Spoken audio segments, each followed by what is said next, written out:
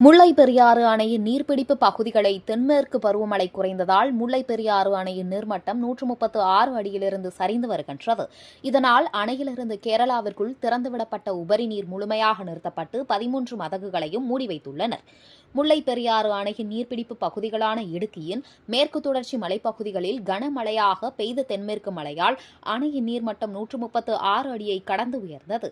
இதனால் ரூல் கர்வர் அட்டவணையின்படி கடந்த ஜூன் 19ஆம் தேதி அணையின் 13 மதகுகளும் திறக்கப்பட்டு கேரளாவிற்குள் உபரி நீர் வெளியேற்றம் 360 கன அடி வரை வெளியேறியானது. அதன் பின்னர் மழை குறைந்து நீர்வரத்து குறைந்ததால் உபரி நீர் திறப்பும் குறைக்கப்பட்டது. இந்நிலையில் மழை குறைந்ததால் இன்று காலை நிலவரப்படி அணைக்கு நீர்வரத்து 1548 கன அடியில் இருந்து 1094 கன அடியாக குறைந்துள்ளது.